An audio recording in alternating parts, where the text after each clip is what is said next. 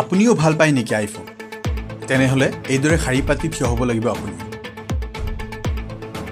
American brand এপলৰ প্ৰতি অগাধ মৰম ভাৰতীয়। এপলে লঞ্চ কৰিছে নতুনকৈ আইফোন 16। ভাৰতত আজিৰে পৰা ক্ৰয় কৰিব পাৰিব আইফোন 16। ৰাতিৰ পৰা লানি নিচিগা ভিৰ দেখা গৈছে এপল ষ্টৰত।